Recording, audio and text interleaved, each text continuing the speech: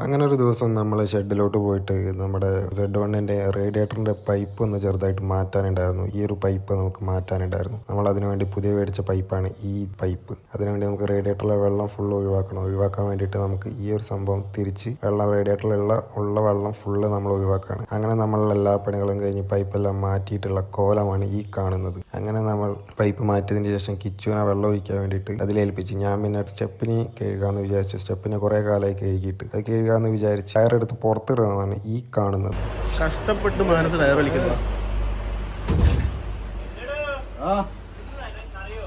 അങ്ങനെ കിച്ചു അവിടെ വെള്ളം എത്ര ഒഴിച്ചിട്ടും നിറയണില്ല എന്ന് പറഞ്ഞ് ഭയങ്കര പരാതി. എന്നാൽ പിന്നെ അവിടെ ഒന്ന് പോയി നോക്കിയേക്കാം, എന്താ ഒഴിക്കണ വല്ല ലീക്ക് ഉണ്ടോ എന്നുള്ളതൊന്ന് ജസ്റ്റ് ഒന്ന് പോയി നോക്കിയേക്കാന്ന് വിചാരിച്ച് ടയർ നേരെ പുറത്തിട്ട് ഇട്ടതിന് ശേഷം നേരെ അത് നോക്കാൻ പോയി.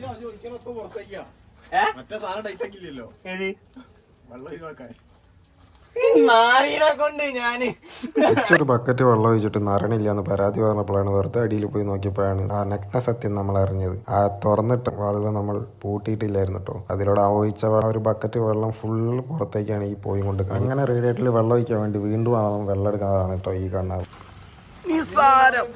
സ്റ്റെപ്പിനൊക്കെ ഏകദേശം കഴുകി വൃത്തിയാക്കി ഏകദേശം നല്ലൊരു കുട്ടപ്പനെ ആക്കി എടുത്തിട്ട് ഇനി നമുക്കത് തിരിച്ച് കയറ്റാം. അങ്ങനെ നമ്മൾ തിരിച്ച് കയറ്റാണ് കേട്ടോ. നല്ല വെയിറ്റ് ആണ് കേട്ടോ ടയർ. ഇങ്ങനെ ഒറ്റയ്ക്ക് പൊന്തിക്കുമ്പോൾ നമ്മുടെ നടുവിന് പെട്ടെന്ന് പണി കിട്ടും കേട്ടോ.